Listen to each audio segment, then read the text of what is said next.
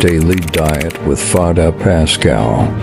In today's Sunday, the 22nd Sunday in Ordinary Time, there is a call for an authentic worship of God, a true worship of God, that we are called to move from lip service to heart service. That is why in the first reading, Moses commanded us that we should keep the commandment of God without adding or subtracting anything from it. Going further to the second reading, St. James admonishes us that we must not only be hearers of the word, we must also be doers of the word of God.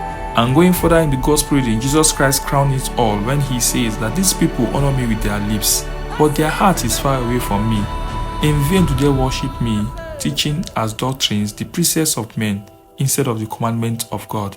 That is, man has put aside the commandment of God and embraced wholeheartedly the traditions and the precepts of the world. All these points in the readings of today are very, very vital, and they are very true of what is happening in our society today. We have compromised our Christian values and principles in favor of the world. We have in so many ways belittled the commandments of God and turned it to please our own sitting and our own suiting in the world. And in order to lessen the gravity of our offense and also to make nothingness of the commandments and precepts of God, we tend to justify and add to the commandment and even subtract them by giving them beautiful names that make them sound harmless.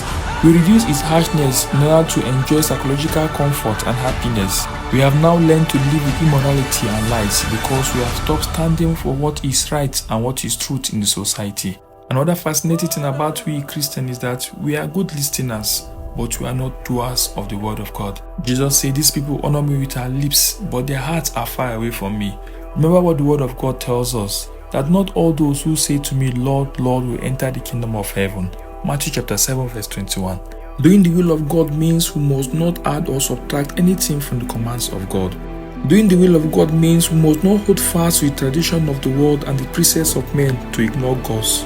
Doing the will of God means we must be doers of the word of God and not only listeners. We are not called to be hypocrites. As such, we must not appear to be holy, but we must be truly holy. We must not appear to be good, but we must be truly good.